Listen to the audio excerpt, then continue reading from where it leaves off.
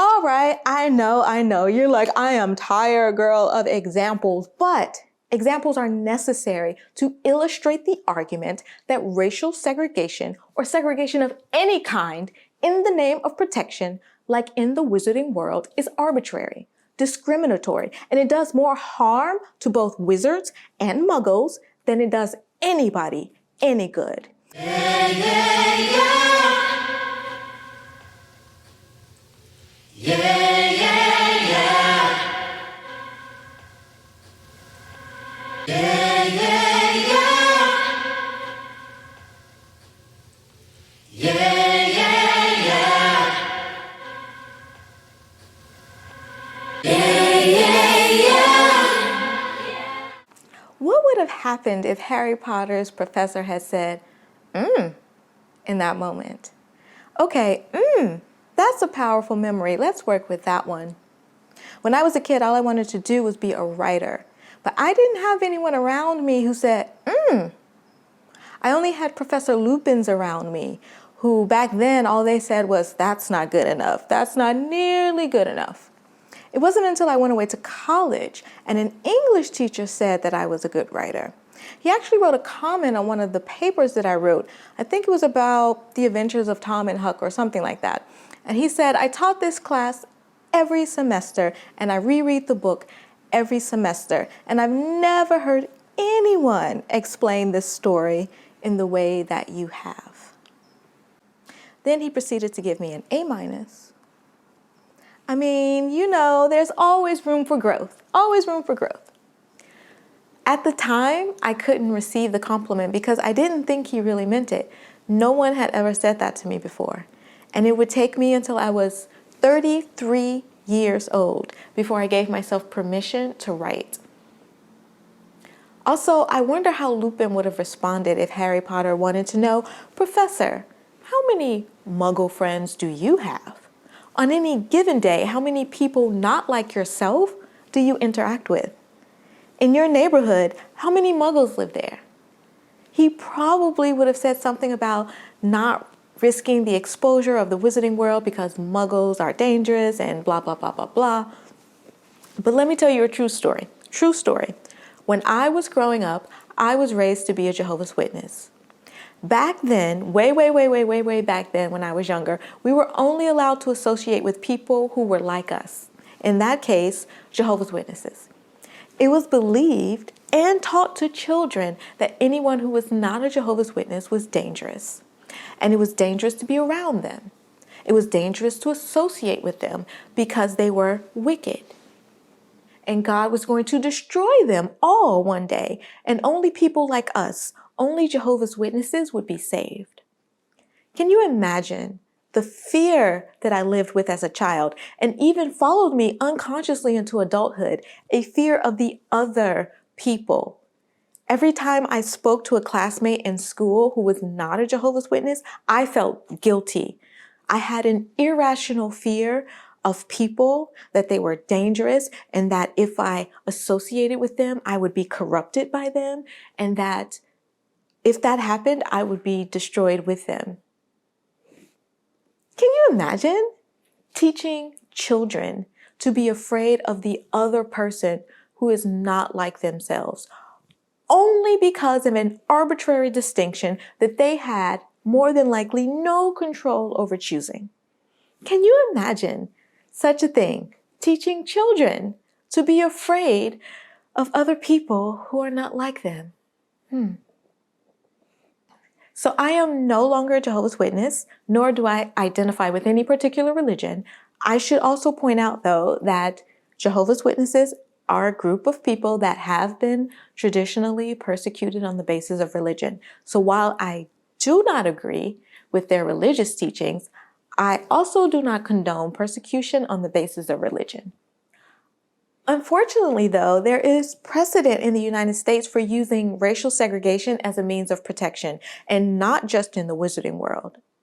In 1942, after the attack on Pearl Harbor, Japanese Americans were forced into mass internment camps.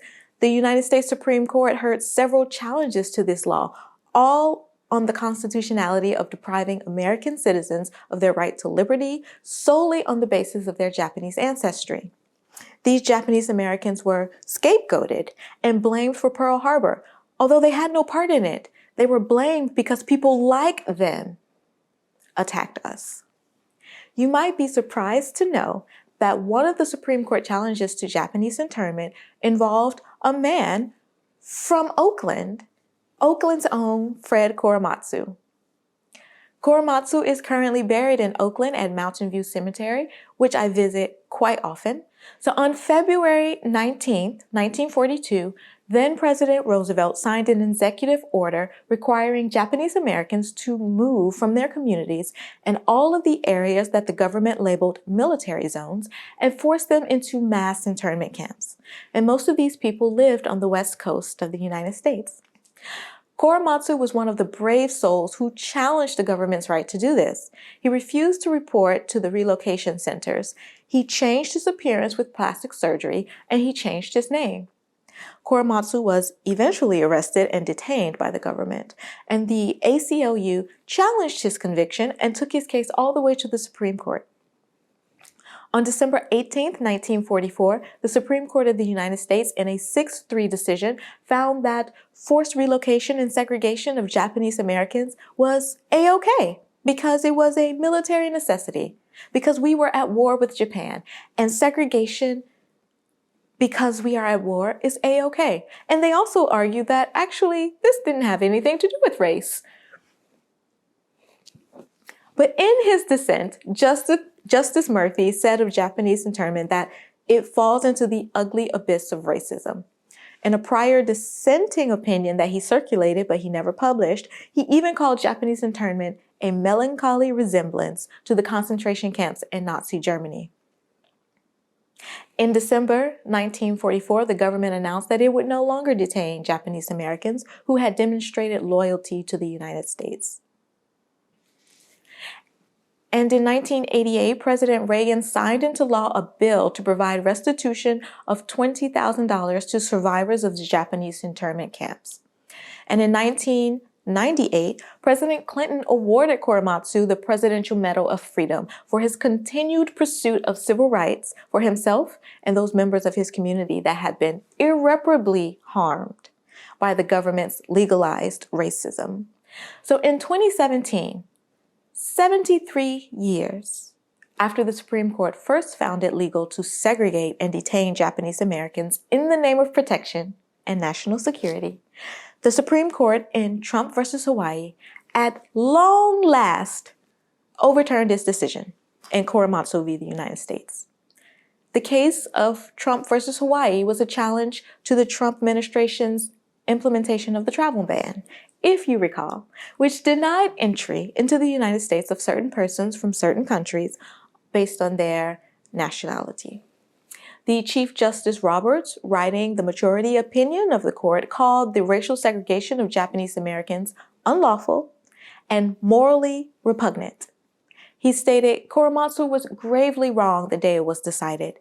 It has been overruled in the court of history and, to be clear, has no place in law under the Constitution. It only took 73 years for the Supreme Court to undo its morally repugnant and racist decision in Korematsu v. the United States. 73 years. Wow. God bless America. Unfortunately, though, Korematsu passed away on March 30th, 2005. So he did not live to see the Supreme Court attempt to undo this wrong inflicted upon him and upon his family and upon his community.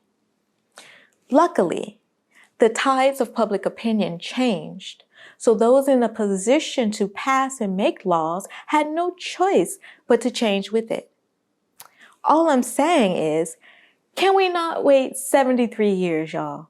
Can we not wait 73 years? The world is no longer interested in the continued legalization of racial segregation, whether in the name of protection or otherwise. We are ready for a change. Yeah, yeah, yeah. Yeah, yeah, yeah. So it seems to me that the Wizarding World race structure was inspired by the race structure created in Nazi Germany, with Voldemort as this kind of Hitler figure wishing to create a pure wizard race.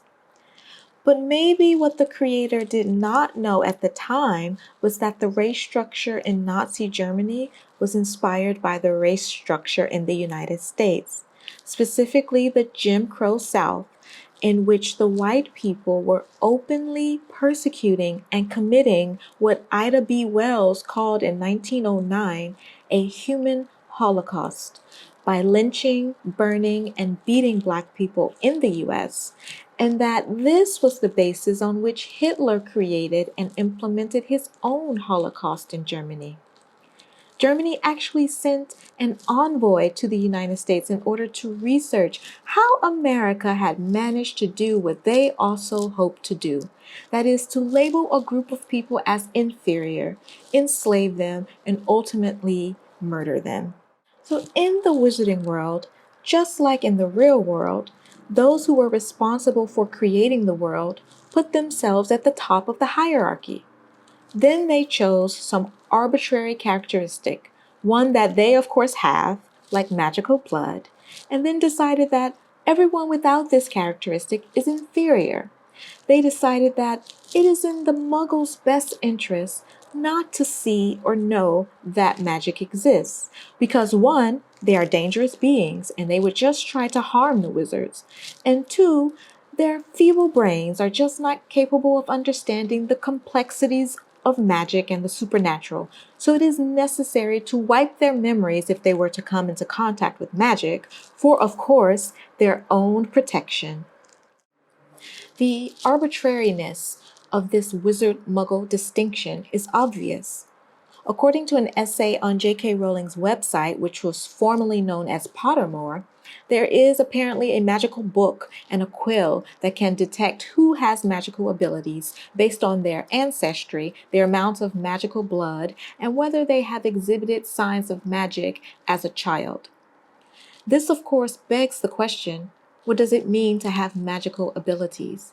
And how much magical blood is necessary to make one clear the muggle threshold and fall into the wizard box? Non-magical children, even if they are born to wizard parents, can still be deemed not suitable for Hogwarts when it is, as she says in her essay, clear that they will not have the ability to perform spells. But on what is the magical book basing this determination?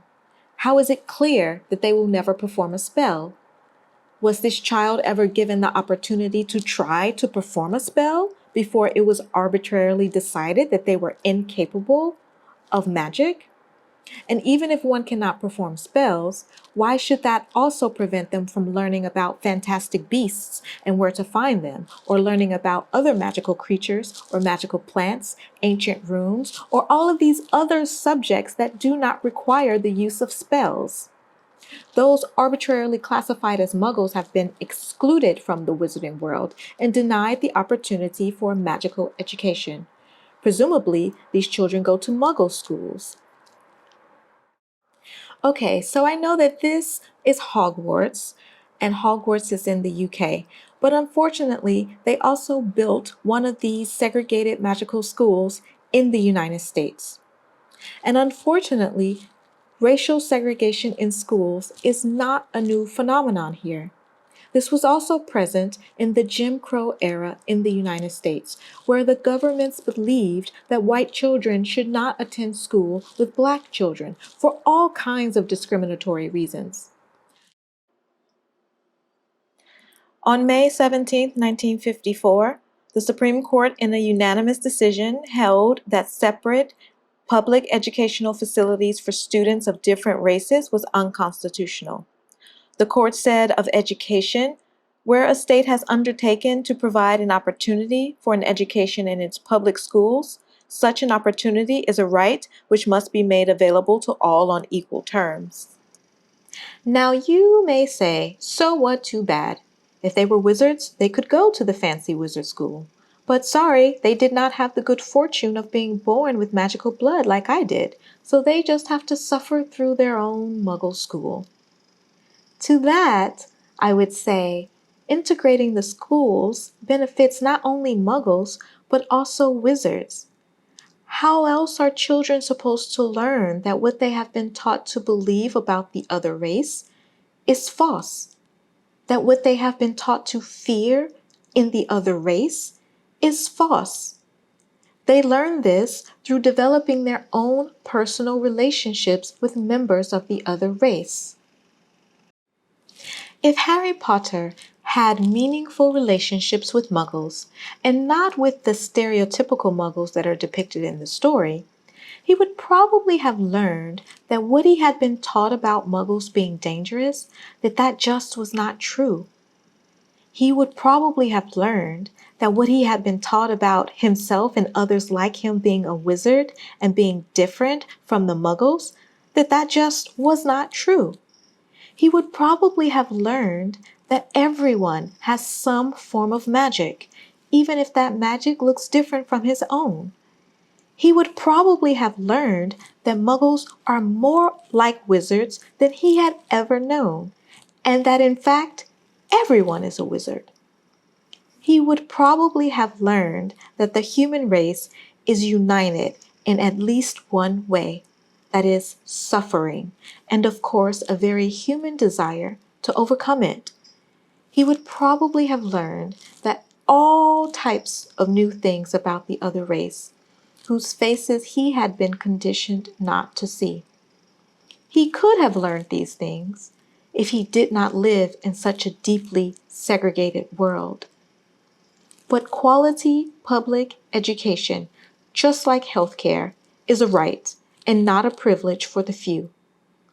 And before you say, well, Hogwarts is not a public school, and neither is that wizarding school in the United States, I will remind you that J.K. Rowling herself said that all magical education was free and paid for by the magical government. That is the very definition of a public school. Yeah, yeah, yeah. Yeah, yeah, yeah. Oakland, look, I'm telling you, it is a magical place.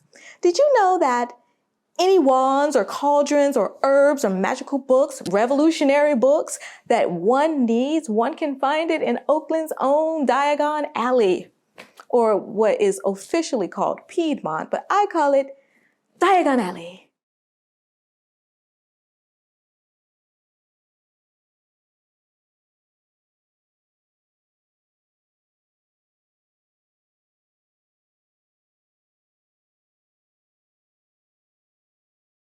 Let me take you on a stroll through my neighborhood called Diagon Alley, the Oakland edition. Bam! Come on, come on. Hop on your Vespa or jump in your Tesla and let's go to Oakland's Diagon Alley. In Oakland's Diagon Alley, you'll find everything you need, from CBD gummies to vegan burgers. We've got comic books, we've got magical books, we've got books on dragons, we've got books on owls, we've got all kinds of books.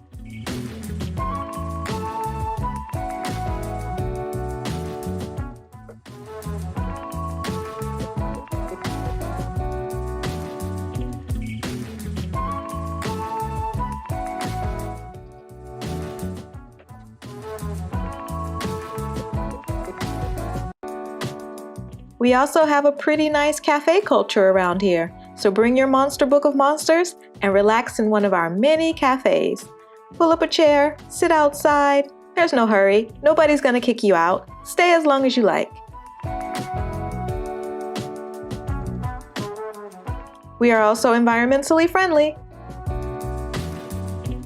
Did I mention that we are a colorful bunch here? What some may call eccentric, we just call Oakland.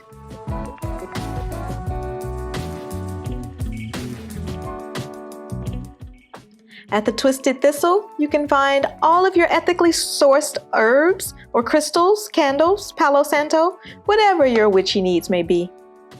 Did I hear you say more books? Check out the magical selection here at Spectators.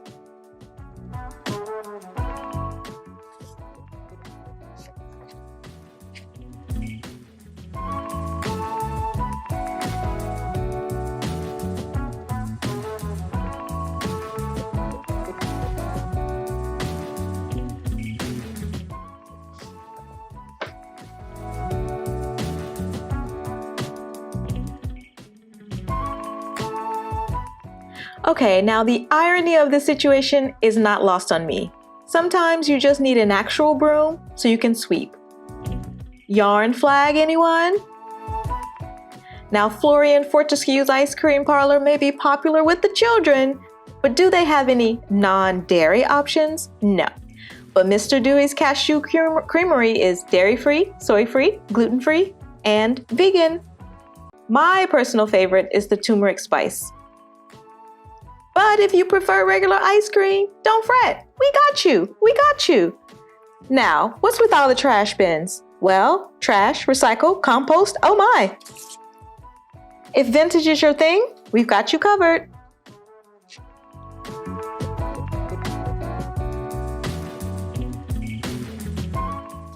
In Oakland's Diagon Alley, religion and magic live side by side. You can pick up your crystals or your Mary picture.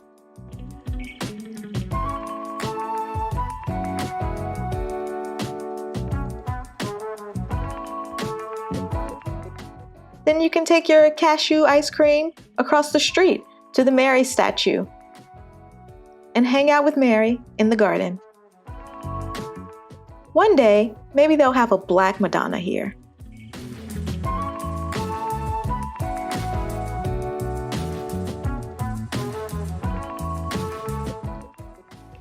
Custom tailoring for your dress robes? Check. Did I mention that we also do our own gardening here? We've got cuisine to suit every palate. Chinese food, pizza, pasta, Japanese food, Ethiopian food. We even have a European grocery store. We've got Mexican, we've got Thai, we've got Greek, we've got Indian, all within steps of each other. You can get acupuncture for yourself or your dog and get your work on. Go to spin class. If that's not your thing, Pilates.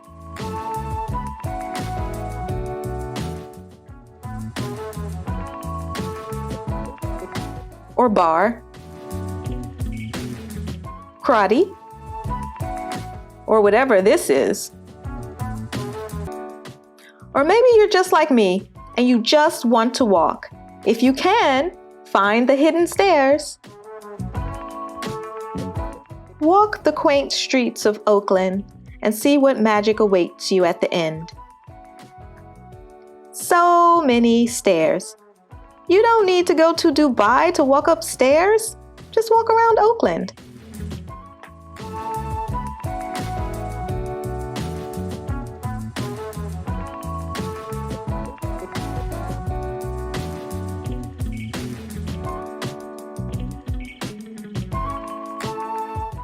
Or stroll the beautiful grounds of Mountain View Cemetery.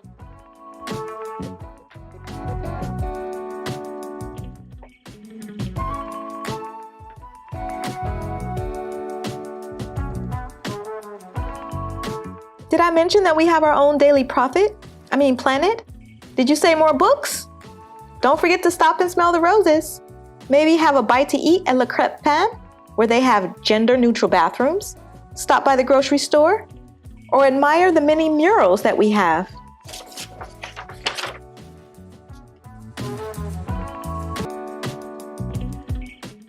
Don't forget to grab the wine, or get the freshly baked bread at the boulangerie.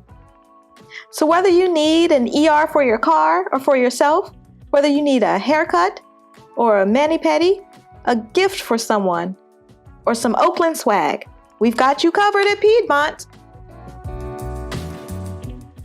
Piedmont, the most diverse Diagon Alley anywhere.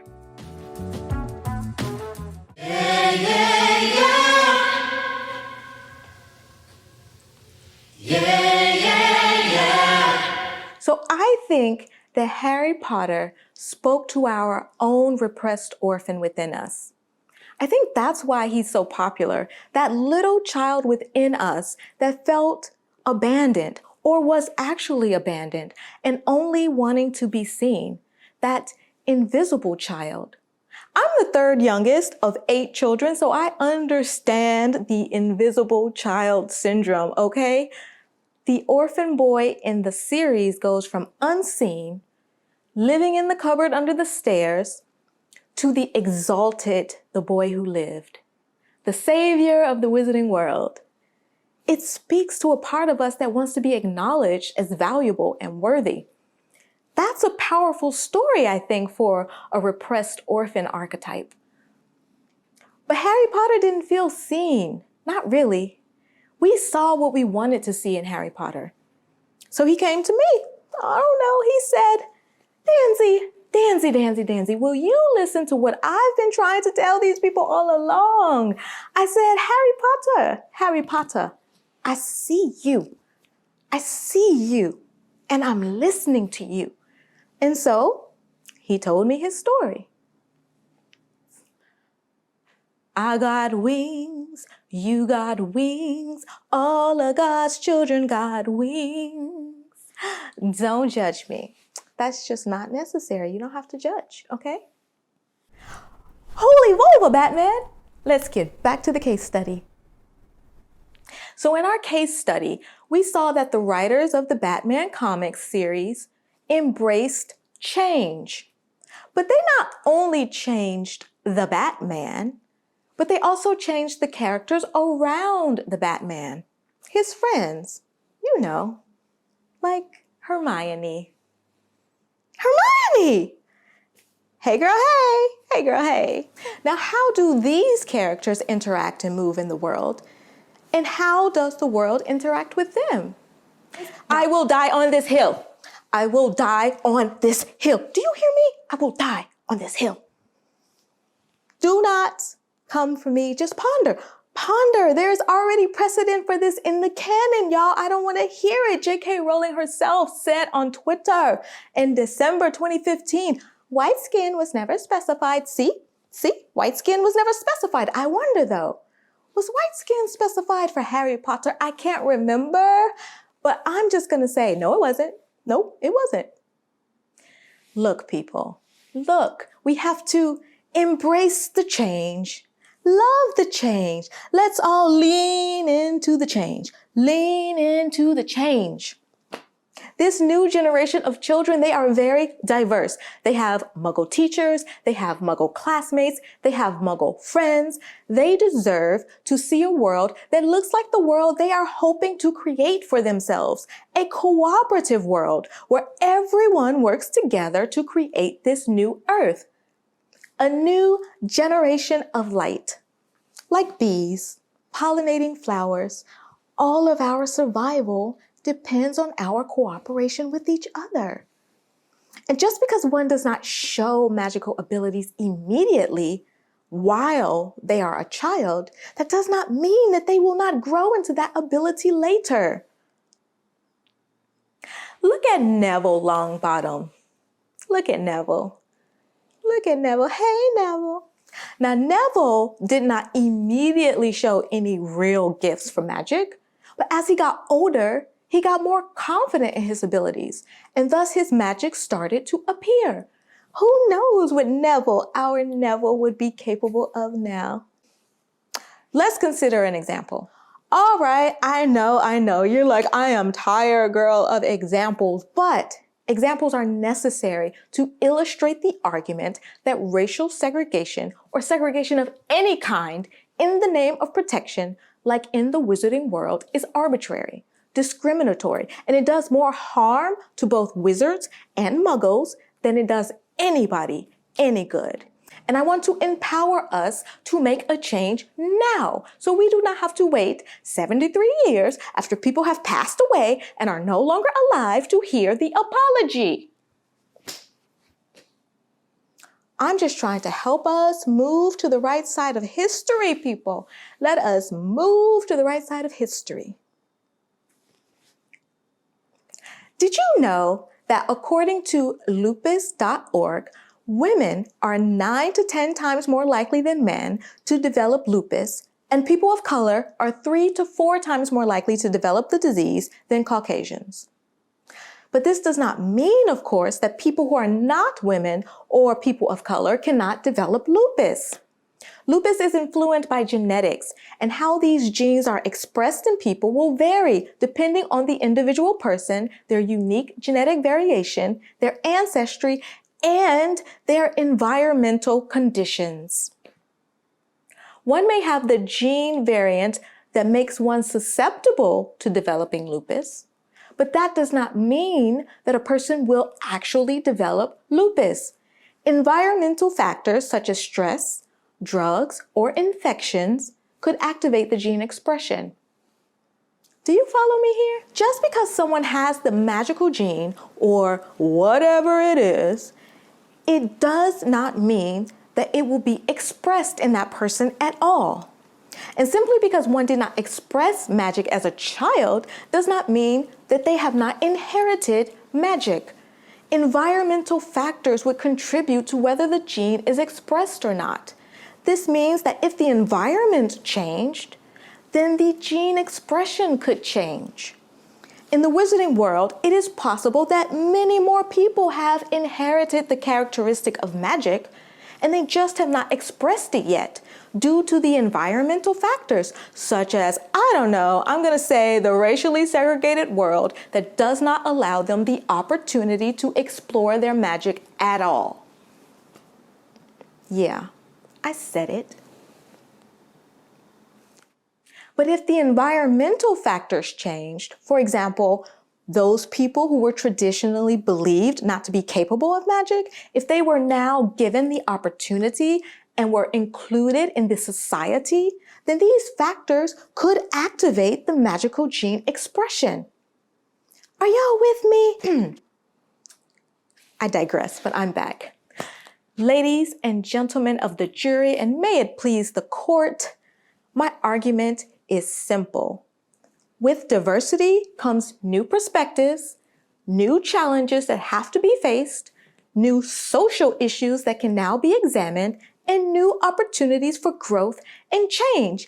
New.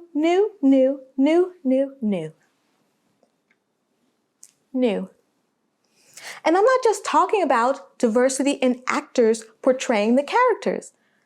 There also has to be diversity in the people writing the stories because they bring with them real-world experience of living these issues every day and a depth and a wealth of knowledge that cannot be faked. This makes the character more real, and even in a fantasy setting, having the character be real or feel real is very important. Honestly though, who else can bring you Diagon Alley, the Oakland edition, if not someone who lives in Oakland? There you go. You're welcome, world. You're so welcome, world. You're welcome. Stan Lee said, "How long can you keep doing the same type of stories about the same type of character without losing the interest of the readers?" Well, the answer to that question is that we can't. It is our responsibility as writers to constantly evolve the myths so that they do not die out, so that we can choose our own destiny rather than having it forced upon us. We inherited a segregated world, but we can consciously choose inclusion. But we have to surrender to the wind, and the wind is change, and we should not fear it. Dance with her. Embrace the wind, people. Embrace the wind. We already have the knowledge that we seek to create the world that we want to live in. There is no magic wand, not one, that is capable of ending genocide or persecution or discrimination or bigotry, but there is a kind of magic that can, and we already have it. It's called tolerance. It's called compassion. It's called love. We don't even have to wait for someone to be born so that they can discover the cure for genocide. We already have everything we need. We simply choose not to do it. Why, y'all? Why are we doing this? Empathy and compassion is a choice. We can choose to check our blind spots and look for the faces we have been conditioned not to see. We can choose inclusion. We can choose change. If we would just choose to love thy neighbor, all of our neighbors. Of course, though, that begs the question then, who are our neighbors? Are they just the people who live next door to us? Are they just the people in our community? The people in our country? Are our neighbors only people? Are the animals our neighbors? Can the trees be our neighbors? Can the stars be our neighbors? Can the other planets be our neighbors? We cannot love thy neighbor until we figure out what neighbor means to us. Are we blind spotting Mother Nature? Do we only see a vase? Something that's here for our dominion and control? Can we see the faces in our neighbor? If we choose love, it would give us the momentum that we need to defeat hatred, intolerance, racism, and to awaken to the power of the wind and use it in service to compassion. We have to move away from the illusory fear that we have of one another, and we need to start choosing hope and joy and love and compassion. That's all I'm saying. It's not anything revolutionary. Just love thy neighbor and don't live in a racially segregated world. That's all. That's all.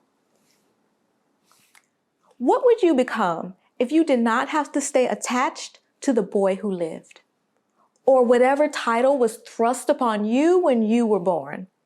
What would you become if you could choose for yourself?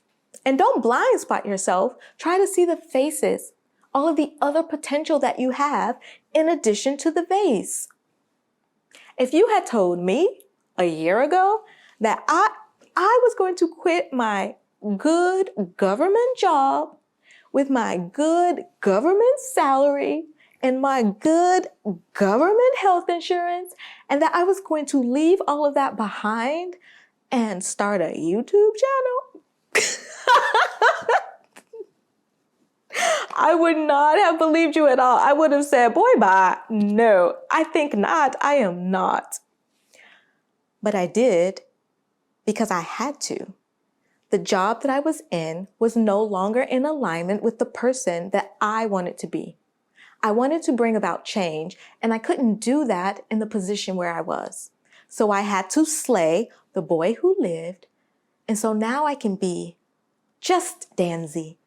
Just Danzy. So I wanted to create this movement in order to make the invisible visible, to make the unknown known. That's why it's called Now I See the Faces, or hashtag Now I See the Faces.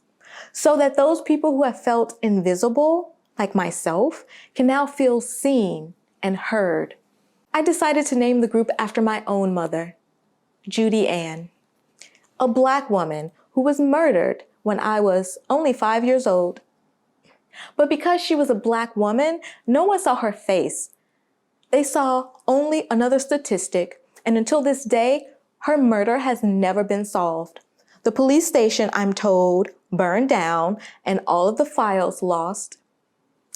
So no one is investigating. She was just forgotten. For them, she was just a vase.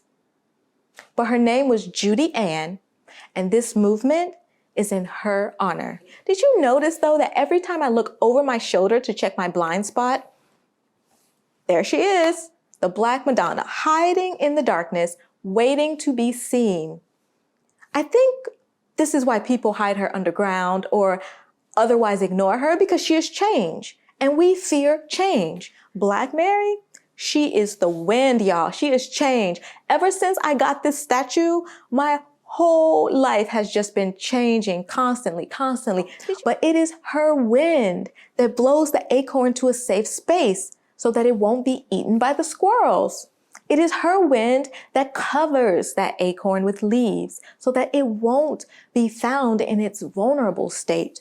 And it is her wind that when that acorn puts its roots into the earth and has done all that it can do, she will water those roots and nurture that acorn so that it can become that oak tree. A few months ago, I took a pilgrimage to New York to see Lady Liberty. You know, the Statue of Liberty. Everywhere I went in New York, though, I kept seeing the Black Madonna. They love them some Black Mary in New York. I mean, this woman is everywhere, everywhere, even at Ellis Island. I went to Ellis Island and there she was, the Black Madonna. So I started to think about the connection between Lady Liberty and the Black Madonna. I think, and this is just my opinion, it's just my hypothesis, but I think that the creator of Lady Liberty, Bartholdi, always intended to create a Black Madonna. I think because she was associated with a specific religion, and because he wanted to unite East and West, and you know, people in the East and West, they have different religions, but he wanted to use this symbol. He needed to strip her of all of her religious iconography. So instead of a baby Jesus, he gave her a torch. Baby Jesus, the light of the world. He gave the Statue of Liberty a torch. And instead of a serpent at her feet, which we traditionally see with the Mary statues, he gave the Statue of Liberty chains. And instead of the Black Madonna being seated on the throne, like we traditionally see in the Black Madonna statues, he gave her a book. The Statue of Liberty was intended to be placed in Egypt at the Suez Canal. There is even a belief, y'all, that the Lady Liberty was inspired by Bartholdi's mother and his prostitute. Okay, come on now. I mean, uniting Mary with her Mary Magdalene. Come on now. This is my hypothesis. This is my hypothesis. Lady Liberty is Bartholdi's remix of the Black Madonna, connecting her with her goddess lineage in the Lady Liberty. That's my story. That's my story. I'm sticking to it. That's my story. I'm sticking to it. And the Black Madonna does not belong to any religion. She belongs to the world. She is not ours to keep. She is only ours to carry. So I started to think about Lady Liberty, and I couldn't help thinking that when it comes to her, do we have a blind spot? We see her, and to us, she only points outward to the world, welcoming everyone out there. Give me your tired, your poor, your huddled masses yearning to breathe free. But she also faces us too, but we don't see that.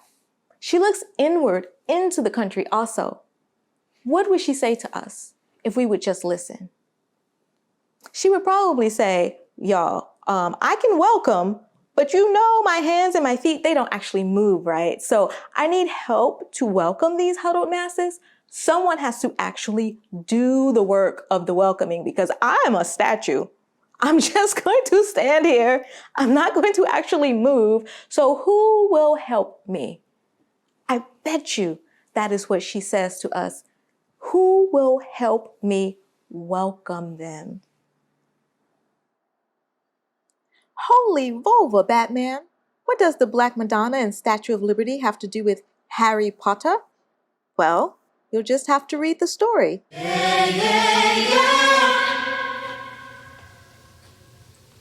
Yeah, yeah, yeah. Now, I would be remiss if I did not talk about one of my favorite Harry Potter characters, Luna Lovegood. Now, Luna happens to share her name with a 1,000-year-old sequoia tree in California. In the 90s, environmental activist Julia Hill lived in this amazing tree for 2 years to prevent it from being cut down. During one particularly difficult storm, while she was still in this sequoia, she heard Luna, the tree, speak to her. And she said, "Rigid branches break. Only flexible branches survive." Now, I am certain that what Julia heard was the wind. The tree and the wind, they belong to the same voice. The wind tells us that change is necessary. Stay flexible and you can survive. Stay rigid and you will break. Isn't this our Luna Lovegood? She is just a go with the flow kind of person. She doesn't ever panic about anything. She just rides the thestrals. Remember in Harry Potter and the Order of the Phoenix in chapter 33, it was called Fight or Flight? And Luna Lovegood said, there are other ways of flying than with broomsticks. Exactly, Luna. Exactly. Thank you. Flight as defiance, flight as protest, flight as dance, flight as movement, flight as change. As Toni Morrison said in one of my favorite books, Song of Solomon, if you surrender to the air, you can ride it. And usually the wind will take you toward that thing that you most avoid or run away from. Remember when Hermione hated divination? What if the thing she feared, not being good at something, being imperfect, but learning anyway, what if that was the thing she needed the most? Child, I might be talking to myself right now.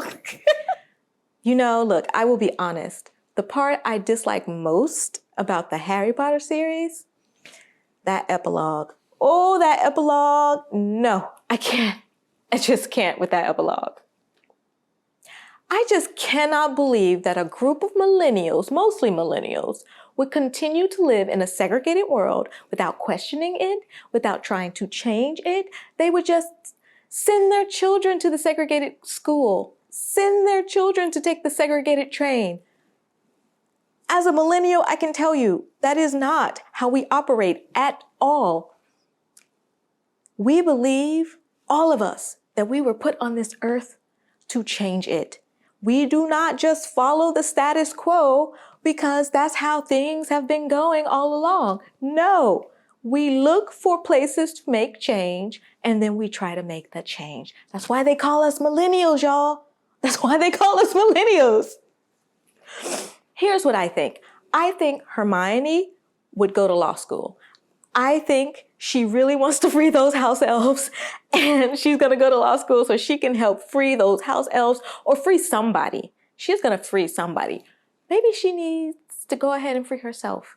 Maybe that's the somebody she's going to free. Maybe she just needs to free herself from those chains of perfectionism. And I think Ron would be a taxi driver because to me, Ron has that personality that he's a people person. He can talk to people very easily. He's very down to earth. I see him as a taxi driver. Okay. I like Ron. This Ron is going to stay. Ron's a keeper. So if I didn't mention it, this story, People of the Wind, takes place where the epilogue left off 19 years after the final events of Book 7. So I did a lot of thinking about the Mirror of Erised. And if you remember, the Mirror of Erised shows the person looking into the mirror their deepest desires. So when including magical objects in my story, I tried to change them in some way so that they were the same as you remember, but they were slightly different. I remixed them in some way. And so I was thinking that showing a person with a desire, that's wonderful, I think, for a child, but I don't see that working for an adult. I mean, I already know what I desire. What I want to know is, can you give it to me? So what if now the Mirror of Erised showed you not only what you desire, but it allowed you to look within and understand why you desire what you desire? I think that is more useful for an adult than just showing them what they desire. So the question is, what would Harry Potter desire now? And what do I think Harry Potter would do? I think Harry would try to see the world in a new light. Because that was his whole journey, right? He was learning magic and he learned that it existed and that he was capable of it. So I don't see why that would stop just because he's older. I think he would continue to try to see the world in a new light. It's a lifelong journey for him. I wonder, this is just me, I wonder what Harry Potter would think if he stepped off the Hogwarts Express and walked into a Catholic Mass. Yes, a Catholic Mass. I mean, would he think it was different from Hogwarts? Would he think it was the same as Hogwarts? Is there any overlap between religion and magic? I was always surprised that there was not any kind of religion in Harry Potter, no kind of spiritual talk, but I know that magic, of course, can be a spiritual practice, but I'm just saying, let's say Harry Potter is out and about in Muggleton. Let's just say that. And he's just walking around and he stumbles upon a Mary statue, like Black Mary right here. How do you think it would impact him? Do you think that it would speak to the wounded orphan within him? Would he just keep walking as if it were nothing? Okay, look, I know what you must be thinking. Girl, what you talking about, Willis? What you talking about? Harry Potter is not about to stop in anybody's Catholic church. Okay, maybe not. Maybe not. But what if that Catholic church was advertising a jazz mass on the first Sunday? If you know, then you know. Do you think that would be enough to get Harry Potter to just, out of curiosity, stumble into that church? Look, I mean, it was enough to lure me into the Catholic Church, okay?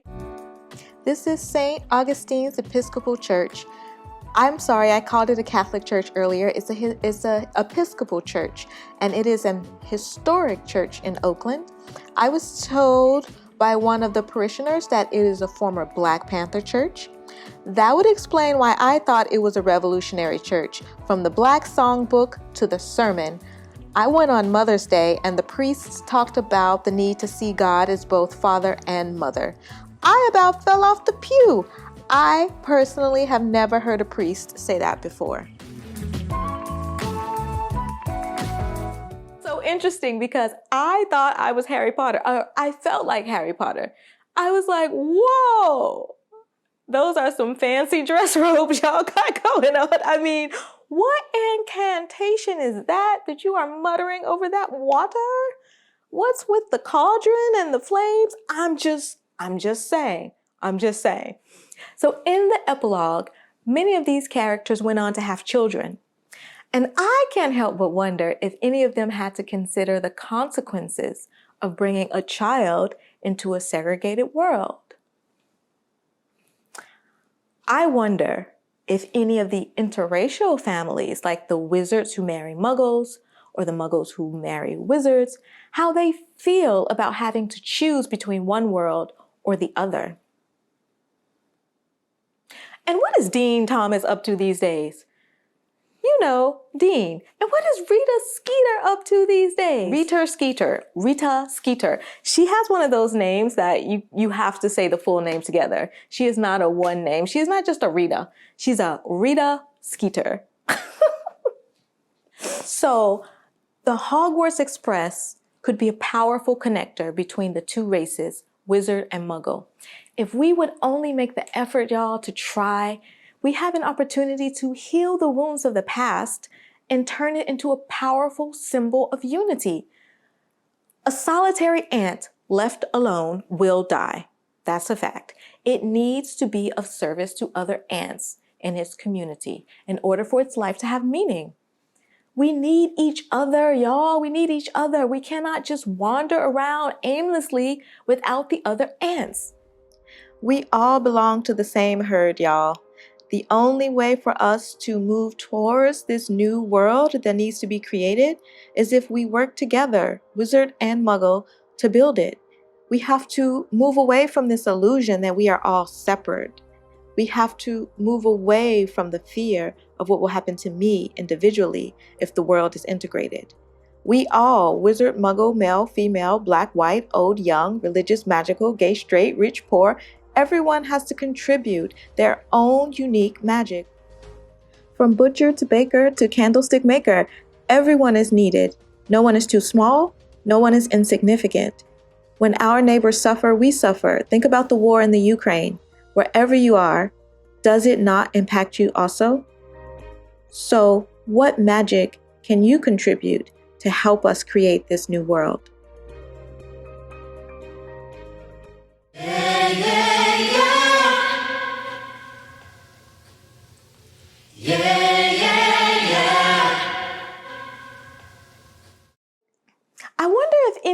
characters would try to unify their world. How can the two races come together after so much time spent segregated? Does it happen overnight by a Brexit from the International Statute of Secrecy?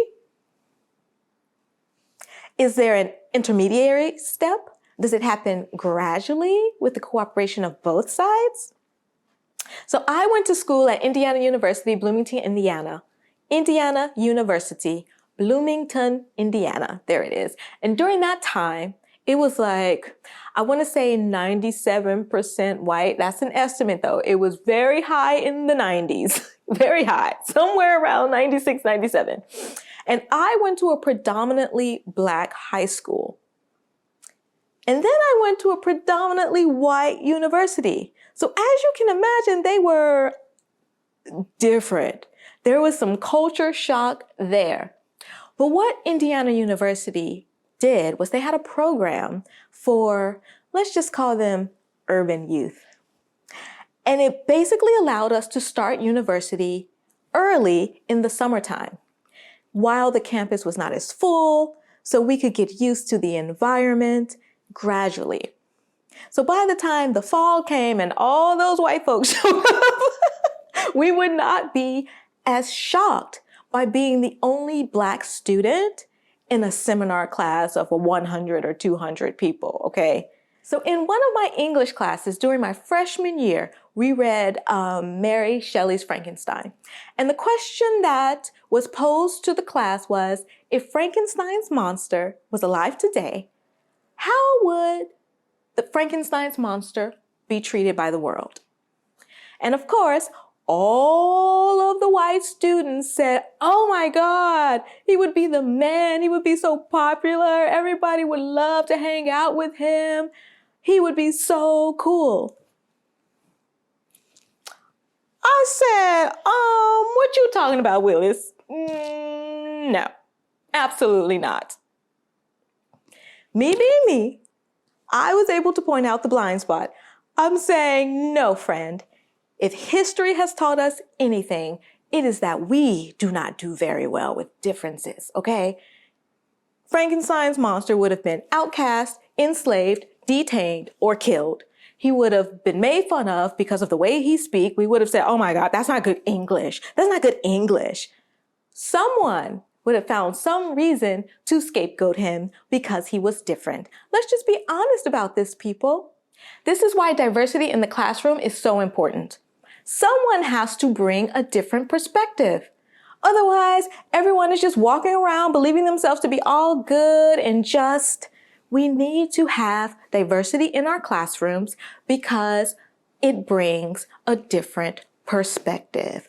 Okay, thank you, thank you. Maybe Mother Nature can teach us a thing or two about cooperation and protection.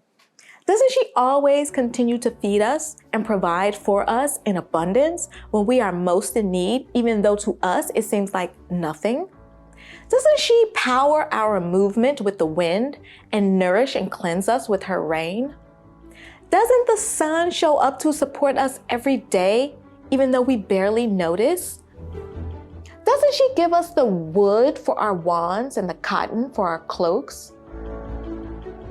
Is she not flexible, always adapting and changing to make space for us? Does she not yield for us and allow all of our needs to come before her own? Does she not relax on this leash we've placed around her and trust in the partnership between humanity and nature? Does she not cover us and protect us? Does she not carry us even though we are a different race? Does she not sing for us free of charge? Does she not speak to us?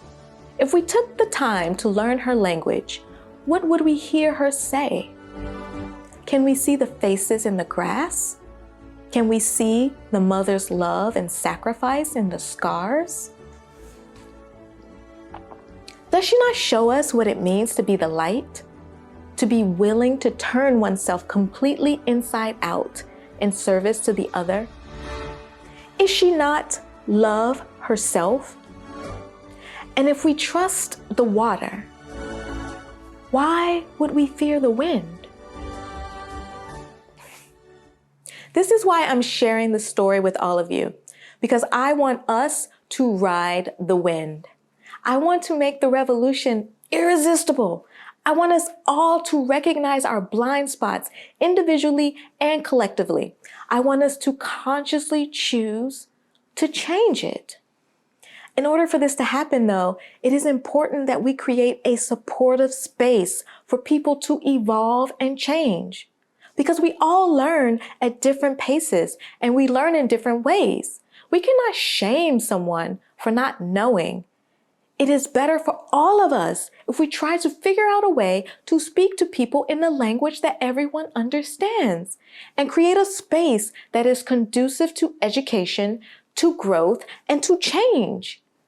We need to turn our world into a better, more inclusive Hogwarts. That's what I think.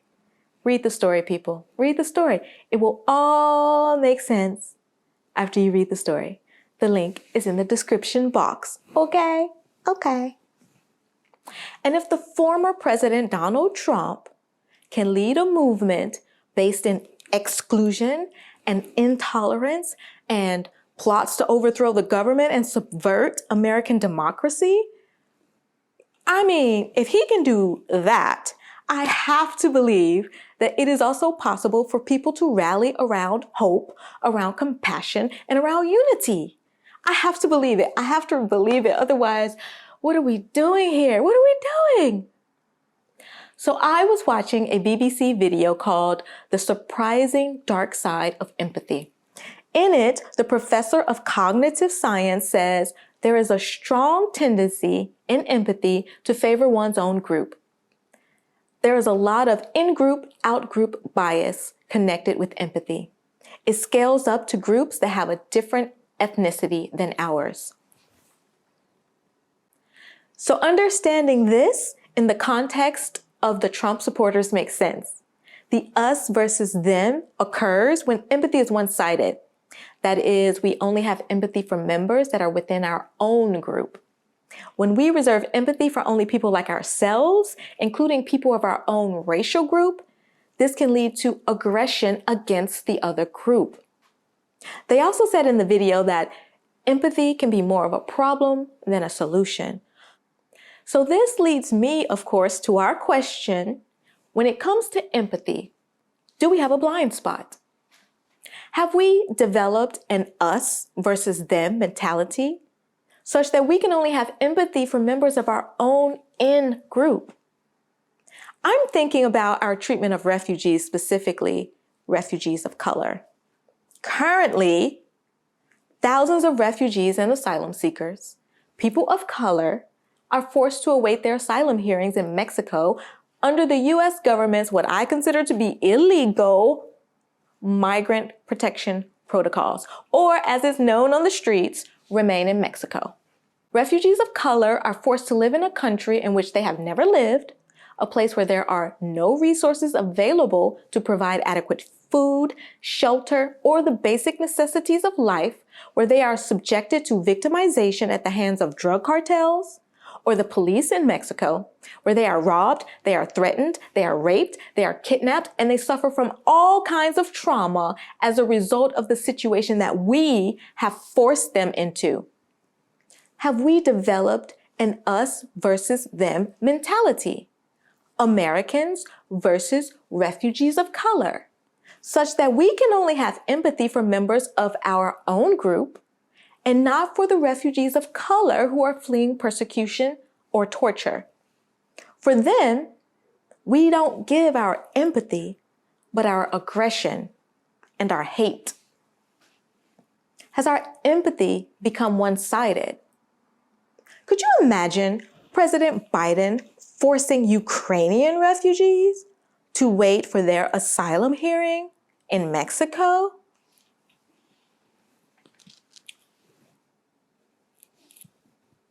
No.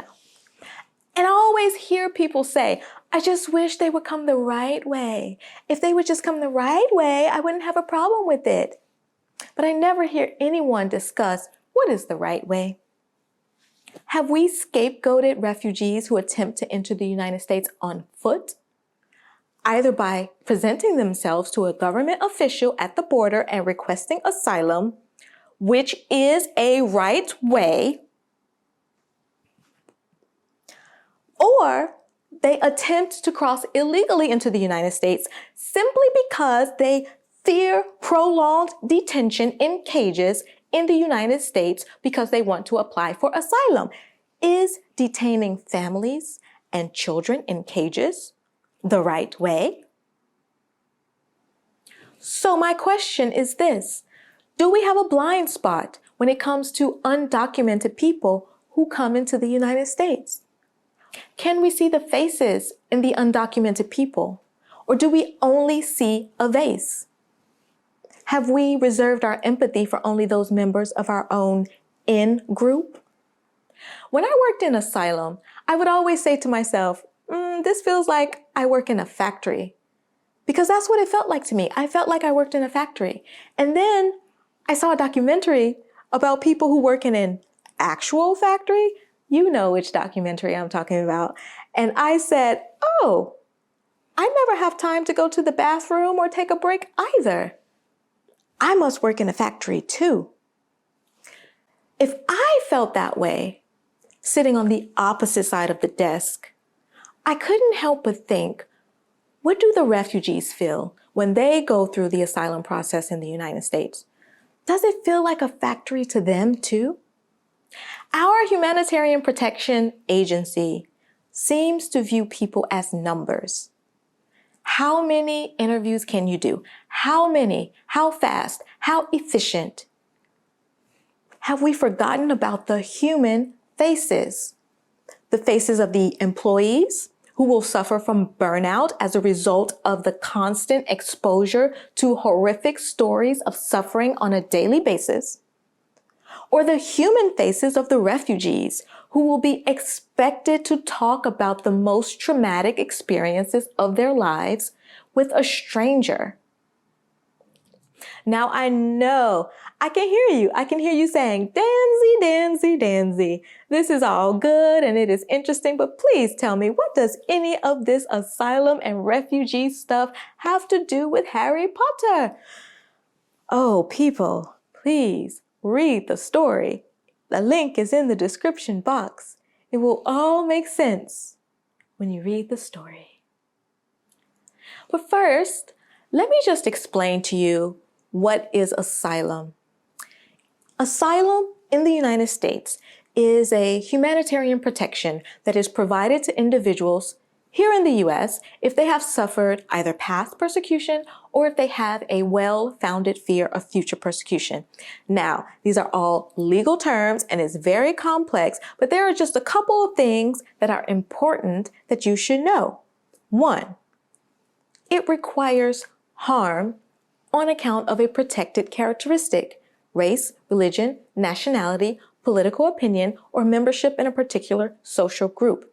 It also requires that you be physically present in the United States and you apply for asylum within 1 year after you arrive in the United States. These are two important factors in asylum law in the United States that I don't think most people outside of the immigration world are aware of at all. So I was watching an episode of John Oliver. He did an episode called Children in Immigration Court. And he says in his usual John Oliver way that you cannot teach children asylum law. You just can't do it. You just can't do it. You just can't do it. I said, oh, John Oliver, okay, I will take that challenge. I will take that challenge, John Oliver. And so the next episode of his that I saw, it was when he created the children's book. Marlon Bundo, remember Marlon Bundo? And the children's book was teaching children about gay marriage. And I said, Danzy, that's how you do it. If you want to teach children asylum law, you have to do it through story. So I set out to write a children's book to teach asylum to children.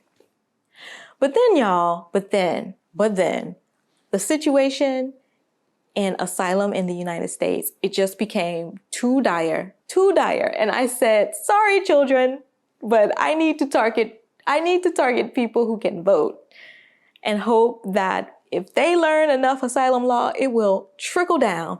It will trickle down to the children. So teaching people about asylum law in the United States was one of the main intentions I had in writing this story. I wanted people to make informed decisions about the political candidates that we vote for, including those that choose to use cruelty as a deterrent and do it in our good and honorable names. You want to sully my good and honorable name? I think not. I think not. So thank you, John Oliver. Thank you. Thank you. I want it to be political suicide for any political candidate in the United States or any other country to run on a platform of exclusion and building walls and discrimination and racial segregation. No, I want us never again to vote for anyone who says, you know what we need? A travel ban.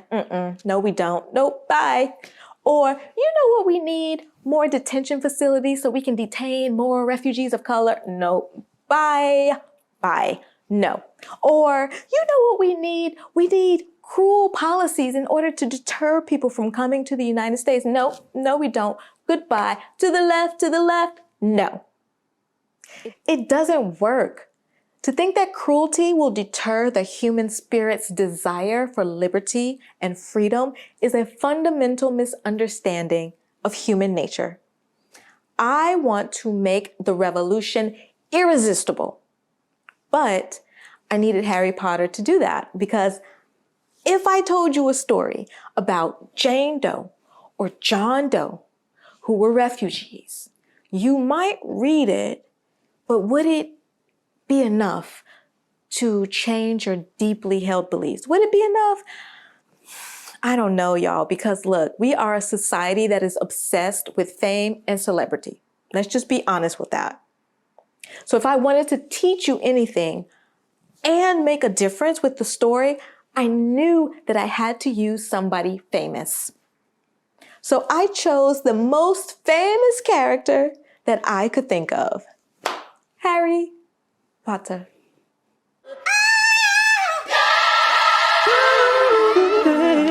So if this story or this video changes even one person's mind, and that one person chooses not to vote for hatred or intolerance, then I count that as a success. That's one acorn that is on its way to becoming a majestic oak tree. So I will take that. I will take that one person whose mind I was able to change by this story. But look, I will say this though. If your revolutionary leader is not interested in going to jail with you, then you do not have a revolutionary leader. You have yourself a coward, and you need to find yourself another revolutionary leader, or better yet, another revolution. I'm just saying. Think about it. Who better to make revolutionary change than an actual revolutionary? Remember Nelson Mandela? Nelson Mandela did it. He started as a revolutionary and then he became president, the first Black president of South Africa. And then he could enact all of the revolutionary change that he dedicated his life to. So I'm just saying, Angela Davis, the first Black female president in the United States. I can see it. Let me visualize. I'm going to visualize it. I'm manifesting. I need a magic wand. Come on. Accio Angela Davis, president. Did it work? Let me take a moment to plug Angela Davis's autobiography. It was just recently re-released in 2021. It was first published in 1974 by Haymarket Books.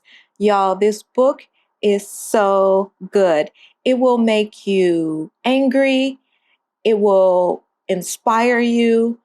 She is such an inspiring person. One of the biggest themes in her autobiography is the power of unity, the power of the people to bring about change. Actually, in her epilogue, she says, and I quote, "All of us understand that unity is the most potent weapon against racism and political persecution."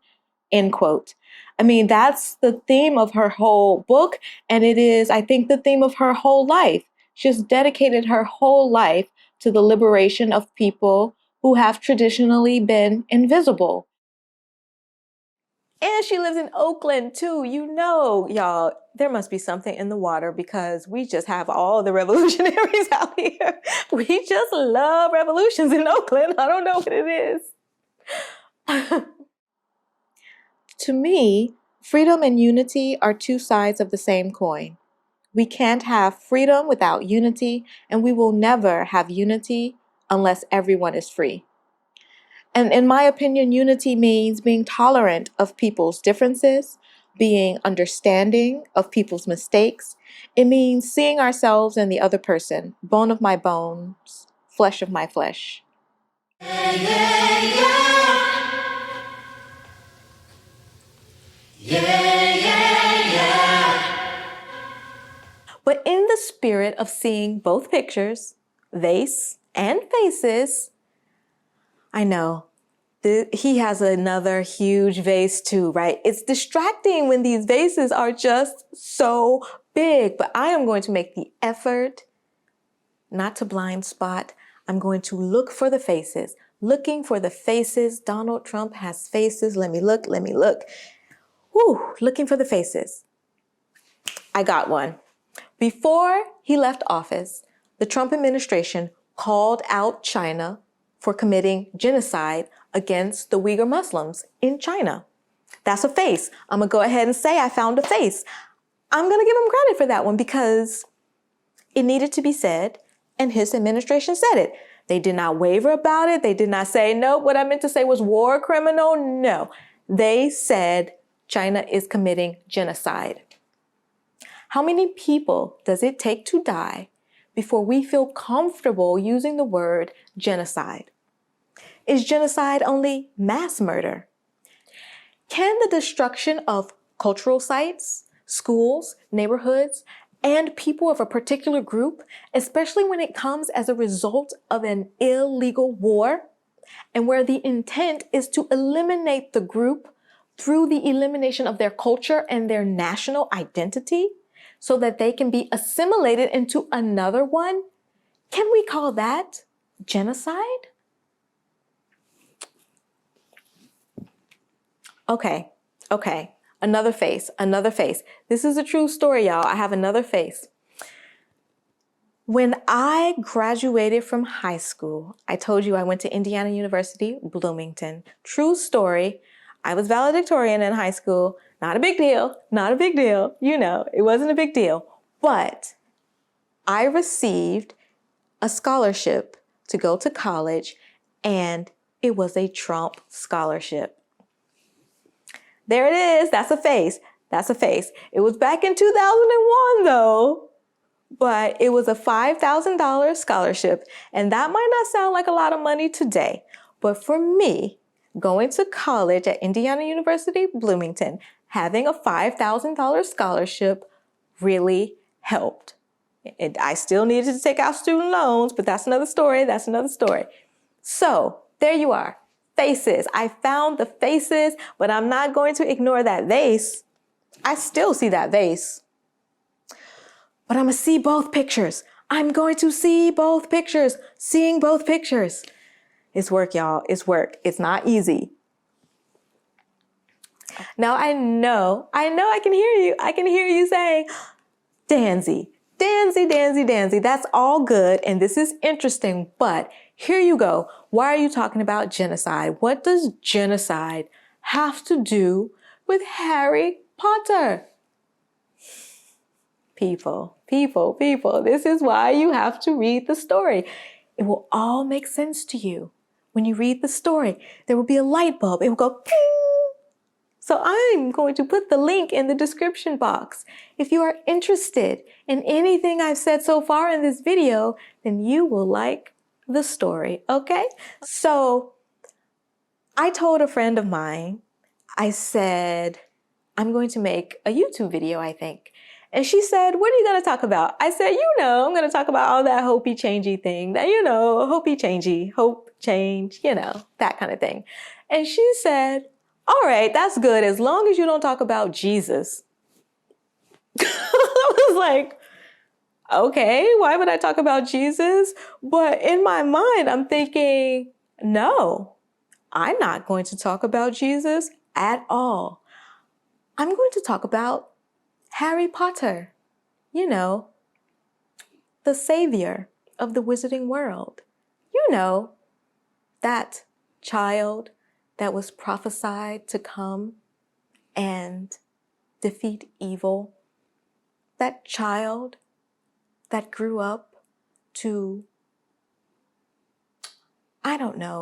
sacrifice himself, let's say, so that other people could live. Harry Potter, the Harry Potter that died and came back to life. Yeah, I'm going to talk about him, not about Jesus at all. Nope. But since we're on the topic, I am going to leave you to ponder this question though, because surely you know by now that I just like to think about things. I just like to think. Thinking is my spiritual practice. So, have we scapegoated Jesus? Have we? Look, I'm not trying to force Jesus on you. I understand the hesitation, but can I sell you on Black Jesus? Because what did Black Jesus do? Black Jesus has not done anything to anyone. Black Jesus is just chilling in the cut, waiting for the phone to ring. Hello? And then, if you need a ride, he will hop on his Thestral and come pick us up. I'm just saying, Black Jesus for president. Black Jesus. No. Sorry. That for sure is not Black Jesus. No, I'm sorry, that's not Black Jesus. Before you smash that dislike button, I have 2 words for you. Predator drones. One day, I was perusing the website of the International Criminal Court, as one does on a Saturday night. Don't judge me. And I saw a statement from the ICC prosecutor about investigating war crimes in Russia. And the prosecutor said, there is no legal justification, there is no excuse for attacks which are indiscriminate or which are disproportionate in their effects on the civilian population. Disproportionate in their effects on the civilian population. What does this mean? What does it mean? Does this mean that if you seek to kill one alleged but never formally charged or convicted of a crime terrorist, and you kill said alleged terrorist, but you also kill one other innocent civilian, is that disproportionate in effect on the civilian population? According to the Bureau for Investigative Journalism, in 2016, the Obama administration launched 3 CIA drone strikes. And between 11 and 12 people were killed. They don't even know the exact number. None of these people killed were children, but 1 civilian was killed. Is this disproportionate in effect on the civilian population? What if that 1 civilian was you? What if that 1 civilian was your spouse or your adult children? What if that 1 civilian was your favorite teacher or your best friend? Would it be disproportionate then? Who determines what is disproportionate? The president? The president in consultation with his hand-picked cabinet? I was researching the numbers for drone deaths on the Bureau for Investigative Journalism's website, and they have a whole page dedicated to explaining how they fact-check their stories to ensure reliability. They explain that every article requires that the reporter provide verifiable evidence for every fact that is stated in the article. And then it is reviewed by the editors. And then they require that a person not affiliated with the investigation in any way, someone from outside, has to read the article and question everything in it. Question the evidence, question the interpretation of the facts, question everything, which forces that reporter to strengthen their argument with the hopes that they can catch any mistake before the article is released to the public. That is hardcore. That's hardcore. I mean, I didn't even do all of that for this video, okay? I'm not a journalist though. I'm not a journalist. This is all just my opinion.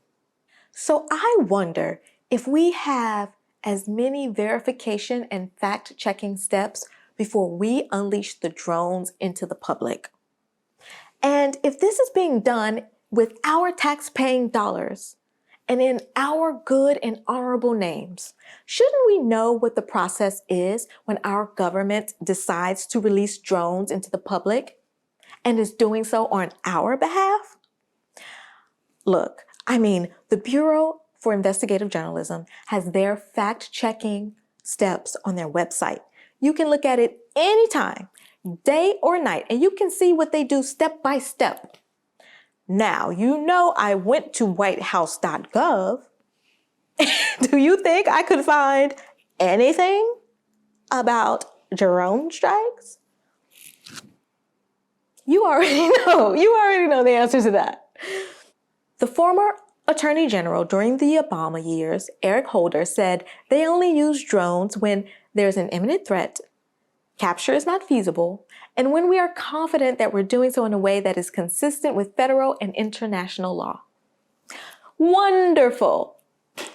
What is the fact-checking methodology that is used to determine what is an imminent threat, that capture is not feasible, and that it is consistent with federal and international law? What outside fact-checker, someone not hand-picked, someone not affiliated with the investigation at all, someone that is not affiliated in any way, what fact-checker outside is employed to review the reporting and question everything in it before the drone is approved for release into the public? I mean, this drone is going to take human life.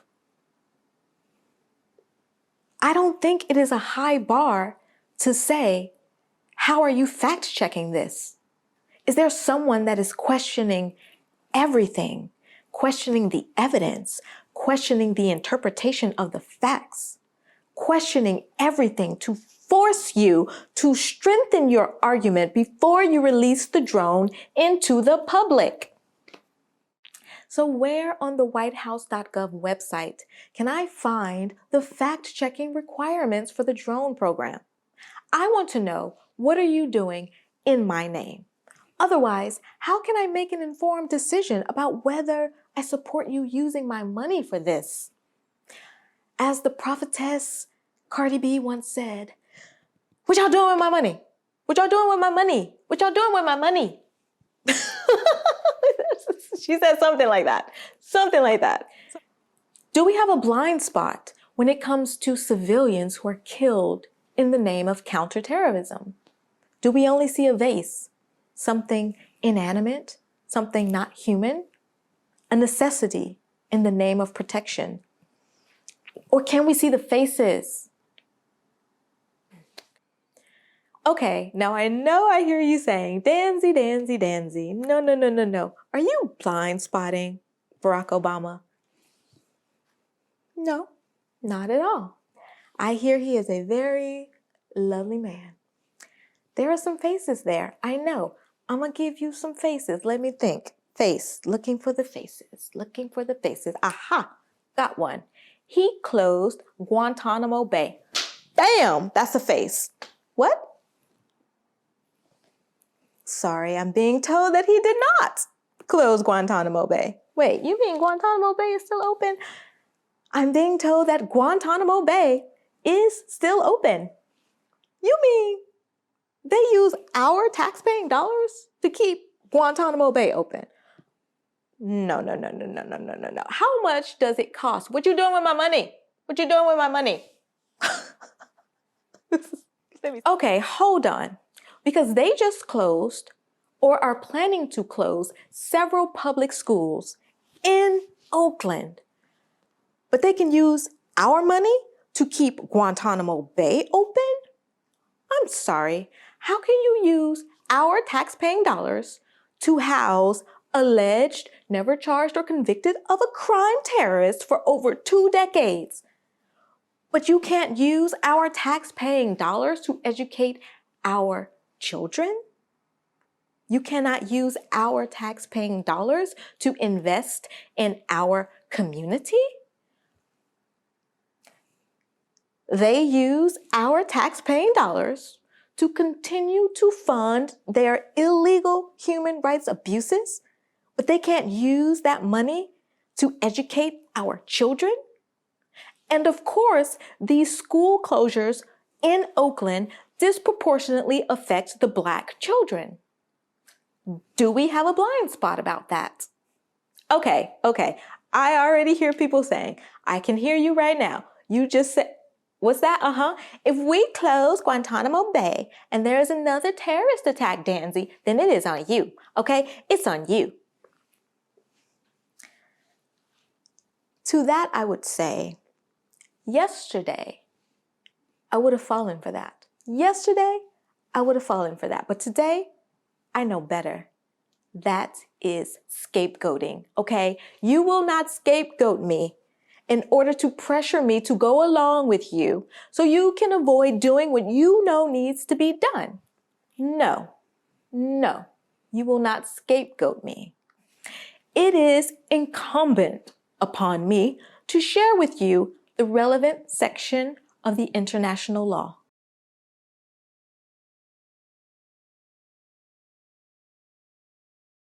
What is important to note is that torture is not only defined as physical harm.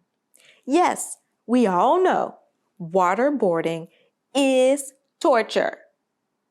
We all agree on that now. But what you may not be aware of is that if a person suffers severe psychological harm, mental harm, although they were never physically beaten or waterboarded, it can still be torture. Yeah, torture does not only require physical harm.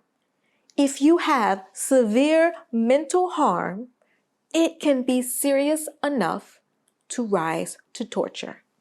So, if we think about the impact that prolonged detention has on a person's psychological state, I don't think that anyone could argue that it does not. Then the question is, are we currently complicit in torture? Do we have a blind spot when it comes to the people being detained at Guantanamo Bay? Do we see only the vase? Do we see only the government's accusations that they have yet to support with any facts or any evidence, that they have yet to bring to a trial before a judge? Would you be okay if it happened to you? Or if it happened to someone that you know? Can we see the faces? People who have been deprived of life and liberty, all based on a government accusation without any charges or convictions. We have a fit if the government tries to tell us to wear a mask on an airplane. That is a violation of my liberty. Abraham Lincoln said in 1864, "The world has never had a good definition of the word liberty." The question is the government violating people's liberty, or is the government at liberty to do whatever it needs to do in the name of protection? This is why I think that terrorist is the new witch, okay? Remember during the Middle Ages, if someone accused you of being a witch, it was almost impossible for you to prove that you were not one. They would throw you in the river. And if you drowned, it meant you were not a witch. Yay, congratulations, but you still died. And if you floated, it meant that you were a witch and they were going to kill you anyways. Once the accusation of terrorism has been made, it is almost impossible to prove that you are not a terrorist, especially if the government refuses to charge you with the crime and allow you an opportunity to defend yourself. So how is a person entitled to life and liberty supposed to challenge the evidence against them? So I went to Alcatraz one day, which used to be a prison, but it is now a national park. And I'm walking through and I could not help thinking, oh my God, this is going to be Guantanamo Bay one day, a museum to the US government's persecution and human rights abuses.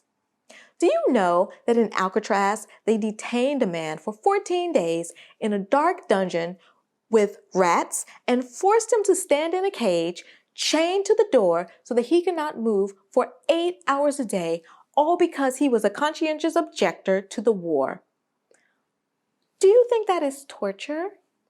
Do you think that Guantanamo Bay is better or worse than this?